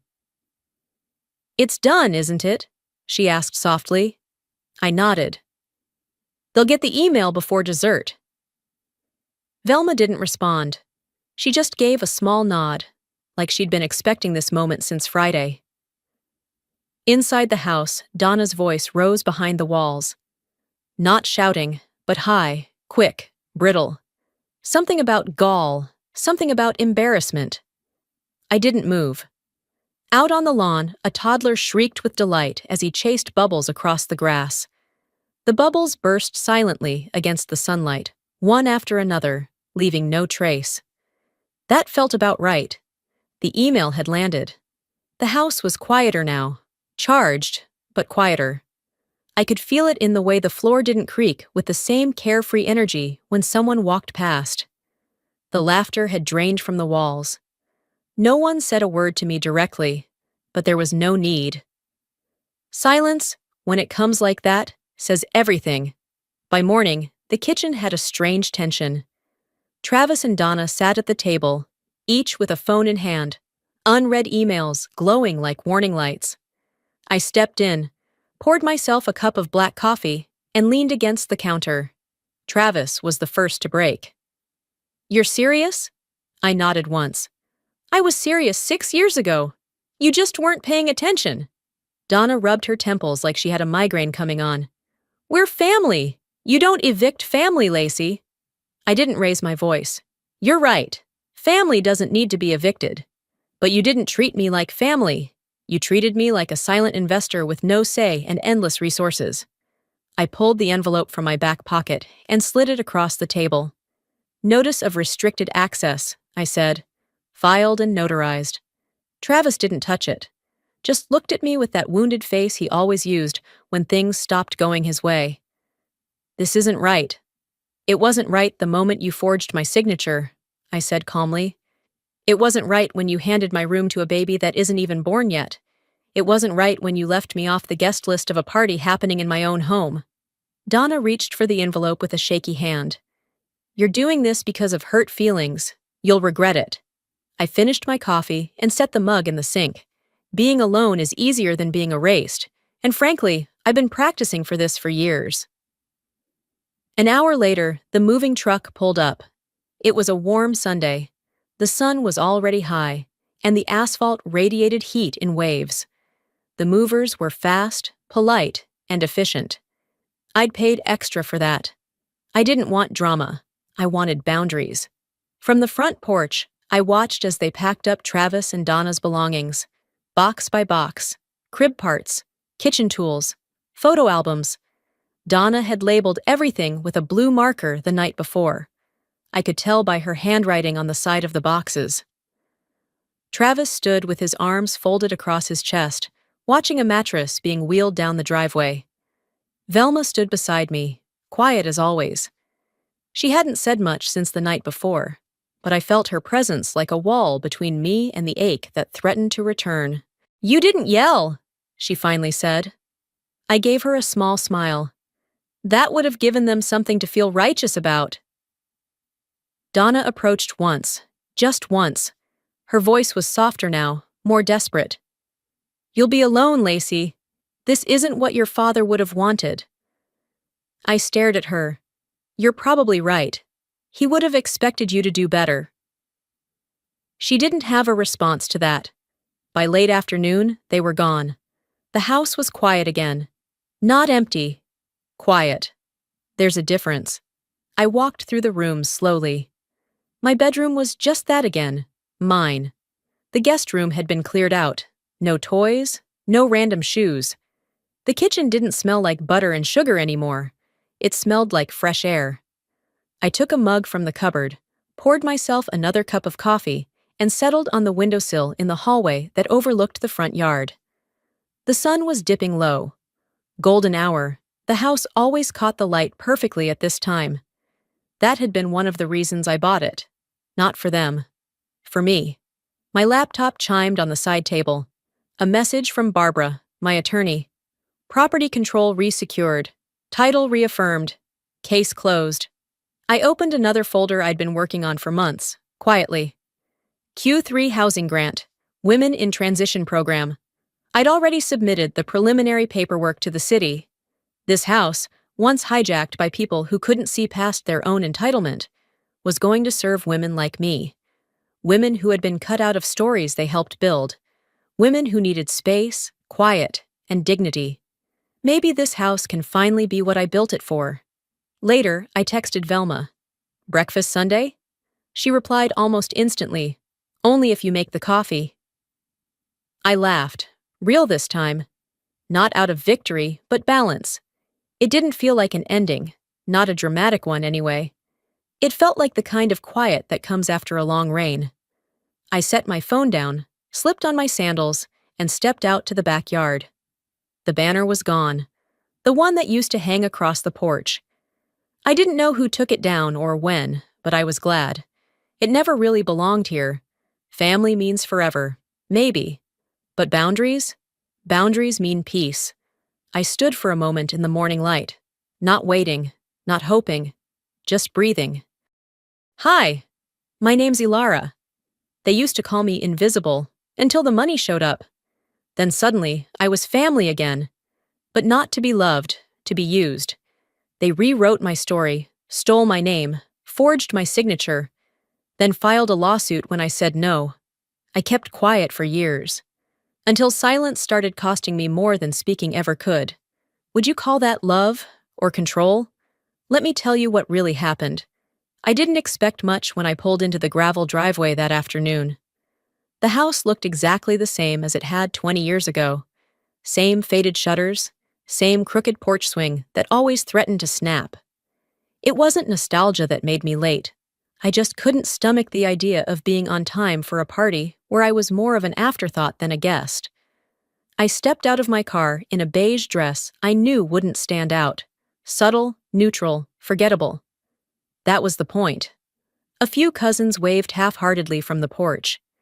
One of them hugged me like she hadn't just posted a Facebook status last month that read, "Some people forget where they came from once they make it." I didn't forget. I just stopped pretending they ever saw me clearly. Inside, the celebration was already in full swing. White and gold balloons floated beneath the low ceiling. The buffet line wound through the kitchen, and someone had made a giant poster with "Happy 50th, Theta and Vernell," plastered in glitter letters above a slideshow of old family photos looping on the TV. I scanned the room quickly. I wasn't in any of those pictures. Not the childhood ones, not the birthday parties, not even the holidays from just a few years back. I paused in front of the screen. It felt intentional, like a quiet erasure with a smile. The kind that's hard to prove but impossible to ignore. "Hey, Elle," Maris said, sweeping past with a champagne flute in hand. "Glad you made it. We were just about to take the family photo." I nodded. "Where do you want me?" She laughed. "Actually, we're short on hands. Can you take it? You're good with tech, right?" I stood there holding the camera, watching them pose. Mom fixed her blouse. Dad tugged his tie. Jarrett made a joke that made everyone laugh, just as I clicked the button. The picture turned out nice, framed even. I saw it the next day when someone posted it online. Me, not included. Again. I didn't say anything. I just helped myself to a small plate of potato salad, made the rounds with polite hellos, and slipped out the back door while no one was looking. The air outside was heavy with heat. I walked past the barn and toward my car, heels crunching against the gravel. On the way out, I passed the guest book table. No one had asked me to sign it, so I didn't. Sliding into the driver's seat, I glanced down at my phone. No new messages. I opened the Notes app and typed, "They never saw me, but someday they'll want to." 7 years earlier, I'd stood in that same house, much less sure of myself, far more desperate to be seen. It was after dinner. I'd cleaned up while Maris scrolled on her phone, and Jarrett talked about his latest flip property. I waited until Dad stepped out to check the fuse box, then quietly asked, "Jarrett, could I borrow $5,000? He didn't even pause. "For what?" "I want to start something," I said. "Online real estate tech. I've been working on some tools, taking classes after work." He laughed. Actually laughed. Loud enough that Mom turned from the sink and raised an eyebrow. "You're not exactly a business type, Elle," he said. "Maybe just get a real job?" Mom didn't say anything, just rinsed another plate. Jarrett leaned back, shaking his head. "Look, I'm not gonna fund a pipe dream. It's not personal, just be realistic." That was the moment. I remember it more clearly than birthdays, graduations, even funerals. It wasn't the money I needed. It was the vote of confidence, and they couldn't give it. I drove home in silence that night, spent the next 3 months skipping lunch to teach myself back-end systems, took freelance gigs that barely paid, built a beta from scratch in a rented co-working space with no AC. Funny how the absence of belief can light the biggest fire under you.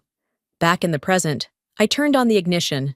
The ranch disappeared behind me in the rearview. I didn't cry. I didn't rage. I just felt done.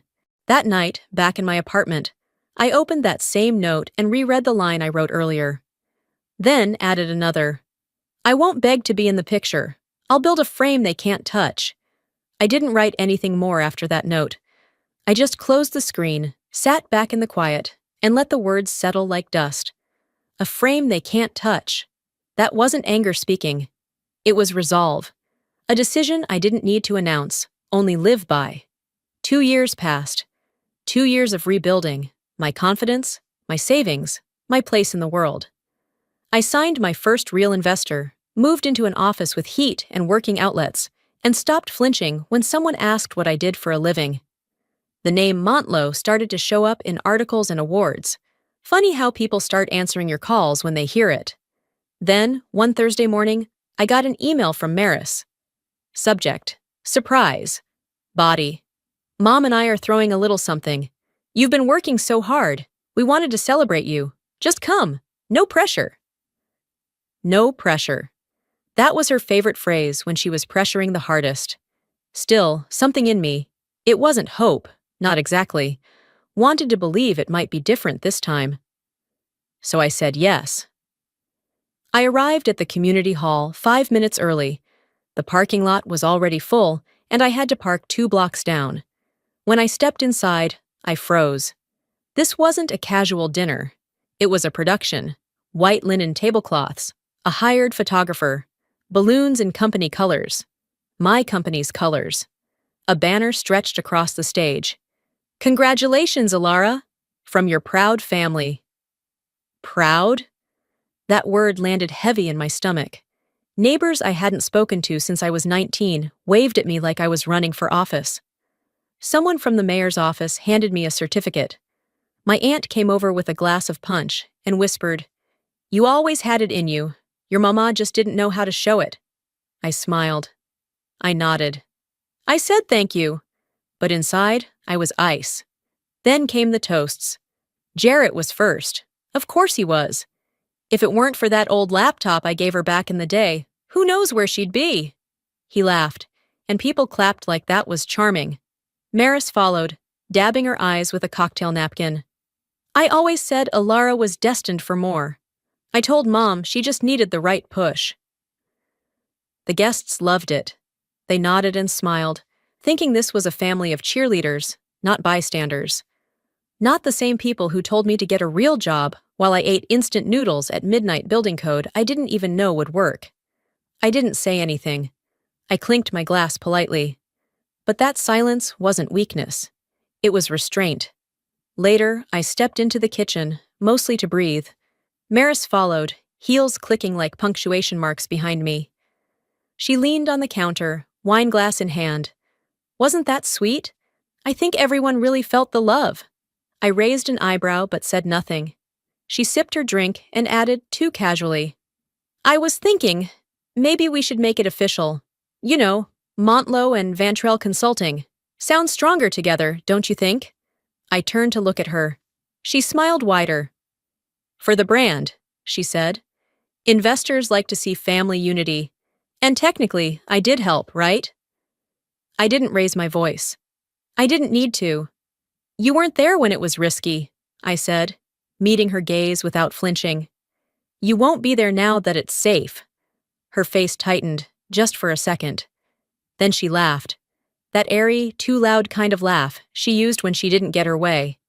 Oh, come on, Elle. Don't be like that. We're family. I nodded slowly.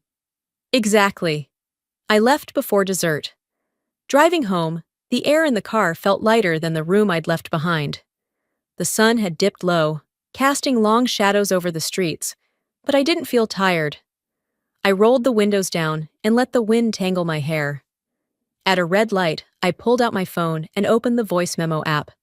I recorded one line. Today was the first time I saw their strategy, and not their smiles. I pulled into their driveway on a Sunday like I had 1,000 times growing up, but the gravel didn't crunch the same. It felt louder now, like it knew I didn't belong here anymore. Maris had texted earlier, said lunch was casual. Just us, she wrote. No reason, no pressure. I knew better. Their house still had that faint smell of lemon cleaner and fried oil, the same scent that clung to my hair every time I visited. The kitchen table was already set. Roast chicken, cornbread, green beans cooked too soft. My father, Vernell, sat at the head like a pastor about to deliver a sermon, while my mother hovered, refolding napkins that didn't need it. "Look who finally found time for the little people," Jarrett said as he stepped out from the hallway, chewing something he didn't bother to swallow before talking. I let the comment slide. I'd learned long ago that confronting Jarrett too early in the visit just handed him control of the tone. Lunch was full of forced laughter.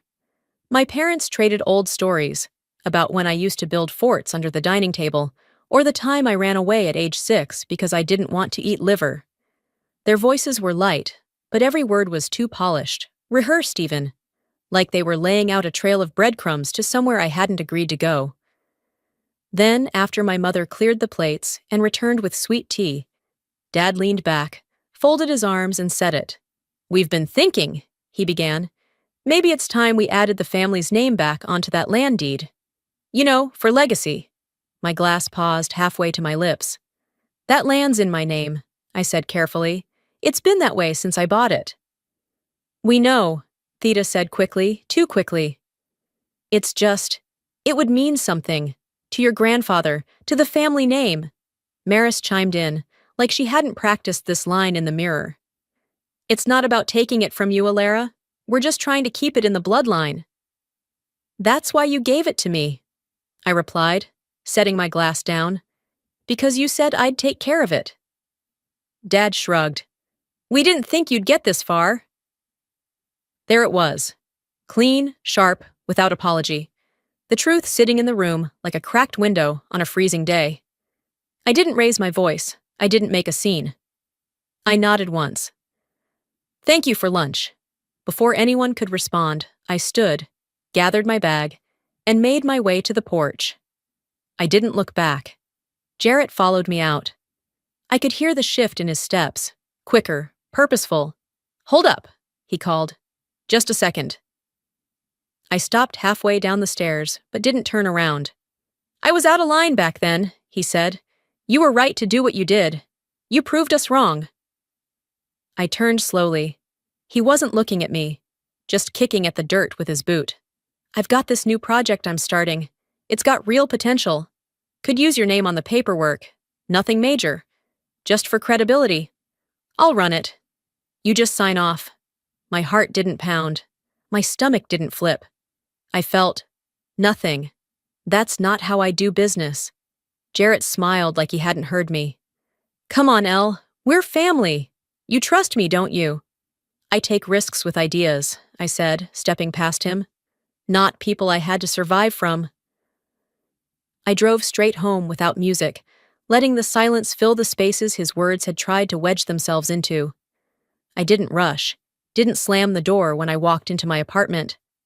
I hung up my coat, toed off my shoes, and made a cup of chamomile tea. The kettle hissed softly, and for once, it didn't sound angry. I settled onto the couch, pulled out my laptop, and skimmed my inbox. Among the pitches and updates was a message from an old colleague, someone who'd known me before any of this. Subject: "Congrats. Would love to partner." I stared at it for a minute, then hit reply. "I appreciate the offer, but I've learned not to build futures with people who only showed up after mine started paying dividends." That night, I sat with my tea. The room dim, except for the glow of the desk lamp. I wasn't angry, not even disappointed. Just clear. If I hadn't succeeded, I would have still been the girl with the camera in the back. The one who was useful, never central. The one who didn't get to speak, only capture the moments for others. Not anymore. The next 8 weeks moved fast. Projects kept me buried. Deadlines, investor calls, onboarding new hires. I stayed busy on purpose. It was cleaner than dealing with the noise I knew was coming. But silence with my family is never permanent. It's just a commercial break before the next attempt. The invitation came through a forwarded email. A local charity was hosting a gala celebrating women entrepreneurs of the Heartland. My name was listed first under special honorees. Attached was a digital flyer. My face was on it. My bio. My company logo. All wrapped in a pink and gold banner that read, "Powered by the Vantrell Foundation." Maris. I stared at it for a full minute. I hadn't donated. I hadn't partnered. I hadn't even been informed. The gala was being held at the Tulsa Cultural Center, a spot that usually hosted traveling art exhibits or academic lectures. This time, it was draped in pastel linens, all smiles and champagne and polite applause. I arrived right before the main program began. No one greeted me at the door. A teenage volunteer handed me a name tag and waved vaguely toward the crowd. At the far end of the room, I saw it. A large standing display, 10 feet tall, lit from below. It had a timeline of my career milestones printed in gold script. Above it, the heading, "Inspired by her sister's unwavering belief." I didn't need to guess who wrote that. The program began. Maris stepped on stage in a navy sheath dress, holding a wireless mic like she belonged there. "Watching my baby sister rise into a leader," she said with just enough tremble in her voice, "has been the honor of my life. This foundation, this room, this movement, it all started because I believed in her before the world did." Polite applause, smiling nods. I stayed seated, back row, stone still. Every time I blinked, I pictured all those late nights. No funding, no backup, no belief from anyone. She hadn't believed in me. She'd doubted me out loud, in front of others. Told me I was wasting my time. Now she was turning that silence into a stage. I didn't confront her that night, not publicly. That's what she wanted. That's what they all wanted. A reaction they could spin. So I waited. I clapped when the speeches ended. I posed for one photo when cornered by the event organizer. I left before dessert again. A week later, Bryony texted me, asking if I could come by for Aunt Lorna's birthday dinner. Said she missed me. Said, "Things are weird lately." I knew what she meant, but I went anyway. The gathering was in the backyard of my uncle's house. Folding tables, plastic forks, mismatched chairs, kids running barefoot on patchy grass. I stayed near the edge, nodding at people, hugging cousins who acted like nothing had ever happened. I was pouring iced tea when I overheard it. "She's making all that money now," someone said behind me. "But did she even help when Theta had that surgery?" Another voice chimed in. "She stopped calling too. Fame goes to your head real quick, I guess." I didn't turn around. I didn't need to. The voices were familiar. Aunts. One of them had knitted me a scarf when I graduated high school. The other had once driven me home from a late shift when my car died. I set down the pitcher, pulled my phone from my pocket, and walked to the side of the yard where Bryony was sitting. She was scrolling through something, earbuds in. "Can you do me a favor?" I asked. "Take a photo of everyone here." She blinked up at me. "What for?" "Documentation," I said, managing a small smile. "Just in case anyone forgets I was here." She hesitated, but raised her phone. Clicked the shutter. I didn't smile. Later that evening, back in my apartment, I opened my laptop and pulled up the website for the Vantrell Foundation Gala. My image was still there. A headshot I'd never approved. A quote they'd never asked permission to use. I filed a takedown notice with the hosting platform, attached screenshots, provided timestamps. Then I opened a blank document and began drafting a cease and desist. It was precise, formal, no emotion.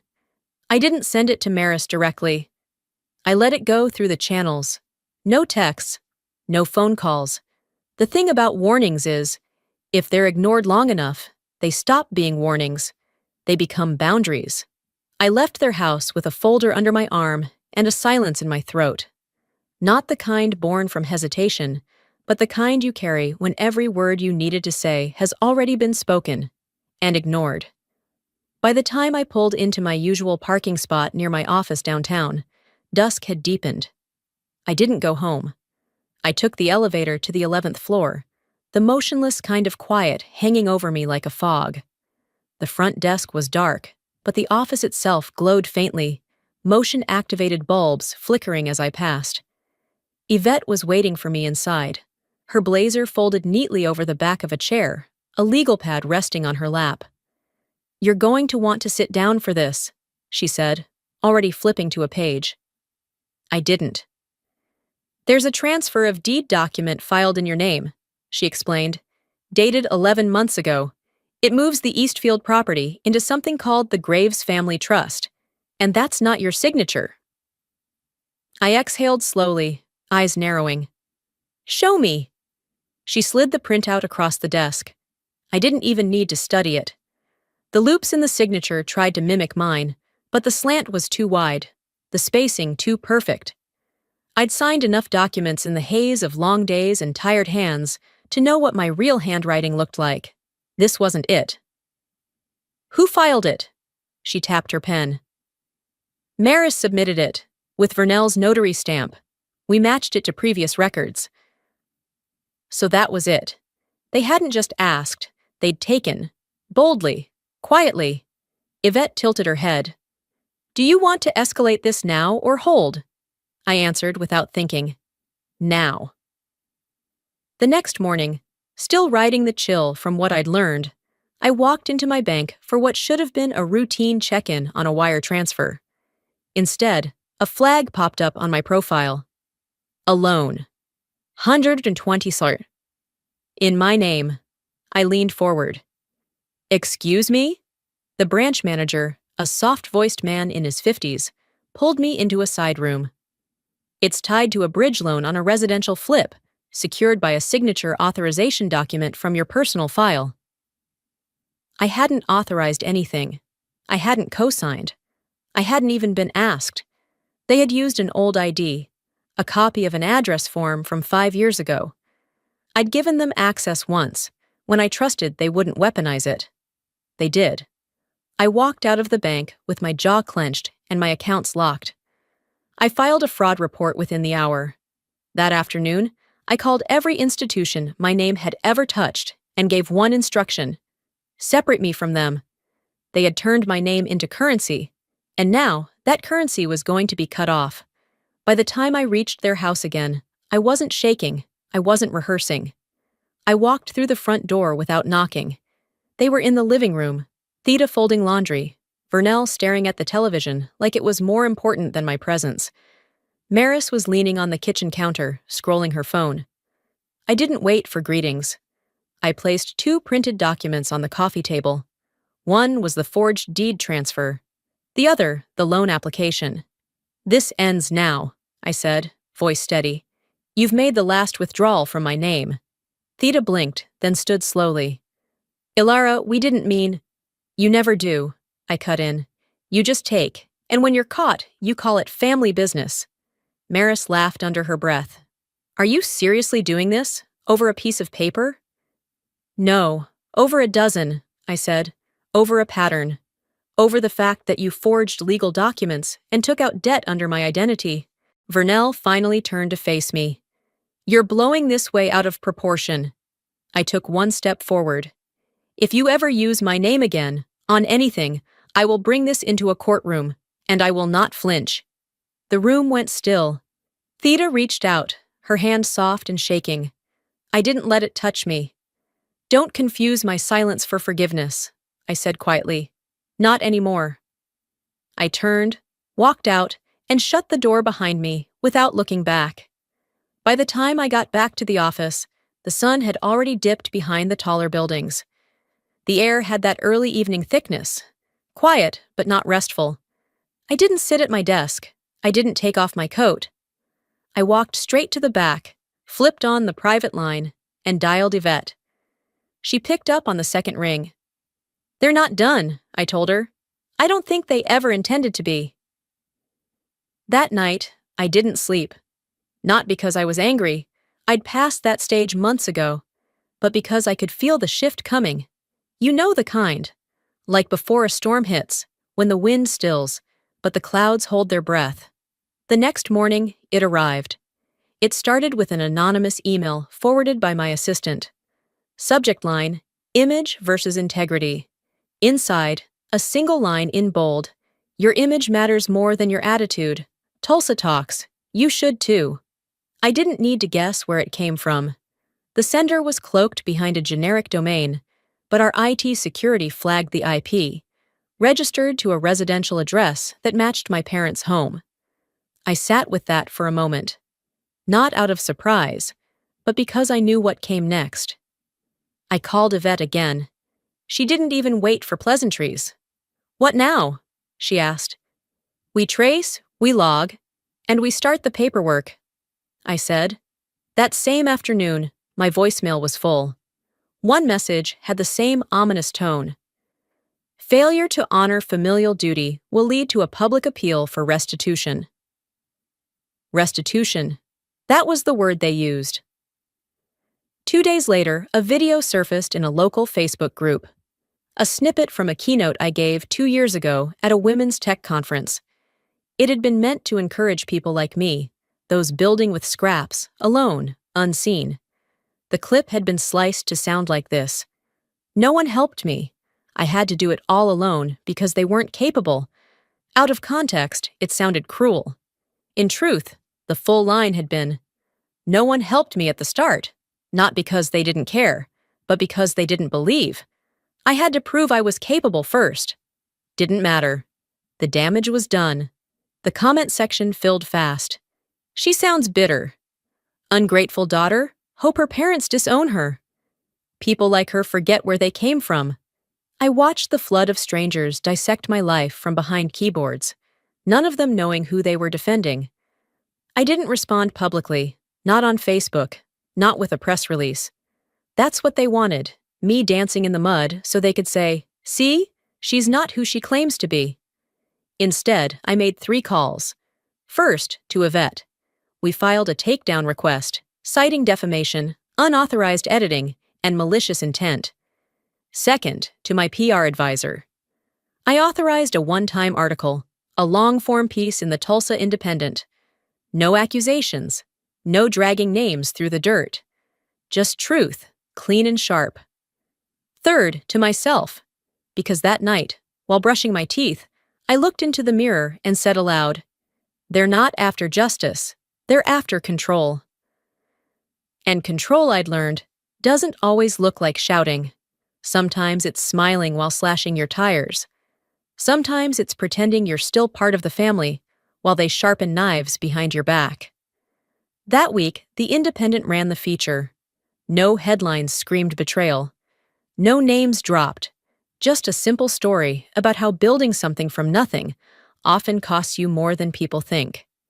It ended with a quote I chose myself. "The story you tell may get you sympathy, but the truth I hold gets me peace." They didn't respond, not in words anyway. But the silence? It was loaded. It was calculated. And I knew it wasn't over. The silence didn't last. It never does in my family. 2 mornings after the article ran, I opened the front door expecting a package delivery. Instead, a man in a suit handed me a large white envelope and said my name like it was a warning. "Ilara Montlow?" I nodded. He gave a tight professional smile and walked away without another word. Inside was a summons. A civil suit. Plaintiffs, Vernell and Theda Graves. The claim? Emotional distress. Financial abandonment. A direct violation of Oklahoma's Elder Responsibility Clause. I sat down at my kitchen table, still holding the envelope, hands flat against the wood like I was bracing for an earthquake. I read it twice. I didn't cry. I didn't rage. I just read. They'd turned family into litigation. I scanned the contents slowly. They'd listed expenses I had never agreed to cover, exaggerated years of emotional burden, and argued that I had publicly disrespected those who raised her. I called Yvette. "They're suing me," I said. "My parents, my name, in court." There was a pause. Then she sighed. "We'll file the response." The news didn't break me. It hardened something, solidified a truth I had been circling for years. They were never interested in reconciliation, only leverage. Later that afternoon, I pulled into the parking lot near Yvette's office, not ready to go inside just yet. I sat there, fingers resting on the steering wheel, when my phone rang. It was Bryony. "Hey, Aunt Elle." Her voice was soft, uncertain. "Hi, sweetheart." There was a beat of silence. Then, Mom said, "If you don't settle, I can't go to college." I felt something heavy slide into my chest. She said you're tearing the family apart, that you want to make them suffer. I swallowed the ache and kept my voice calm. You shouldn't be in the middle of this, Bryony. I know, she said quickly. I didn't mean to call. I don't know what to do. I closed my eyes. Bryony, listen to me. You don't owe me anything, and I don't owe them my soul. She didn't speak again, just breathed on the other end. I could hear her trying not to cry. After we hung up, I sat for a while, engine still running. Eventually, I went upstairs to Yvette's office. I signed the counterclaim, not for revenge, but for protection. That night, I opened my financial software and began the formal severing. I froze every shared account connected to inheritance, backtracked through every document with my family's name tied to my brand, and initiated a full legal lockout on the use of my identity in business. No more loopholes, no more blind spots. Then I wrote the final cease and desist letter to the board of my sister's nonprofit. It was not emotional. It was not petty. It was closure with a timestamp. You don't get to weaponize my compassion anymore, I wrote at the end. When I finished, I poured a glass of water, sat at my kitchen counter, and just watched it. The condensation trailing down the glass, the quiet hum of the refrigerator behind me, the echo of my own breathing in a room that no longer felt like a war zone. They hadn't left me. They just never saw me standing. I didn't sleep much the night before the panel. I didn't pace. I didn't rehearse. I just stared at the ceiling fan, moving in slow, lazy circles, like it had all the time in the world. Meanwhile, I felt like I was standing in the middle of a fuse, and someone else had already lit the match. The community forum was held at the Civic Center downtown. Not the glossy auditorium used for concerts and ribbon cuttings, but the smaller chamber tucked off the side, the one used for PTA meetings and city zoning arguments. That felt fitting, honest, unpolished. I was invited quietly, no fanfare, a private email from one of the event organizers. We know your story matters, even if people don't want it told. I arrived 5 minutes early. The room was already filling up. Local news cameras lined the back wall, volunteers adjusted microphones, and the hum of conversation felt charged, like everyone sensed something was about to be exposed. They just didn't know what.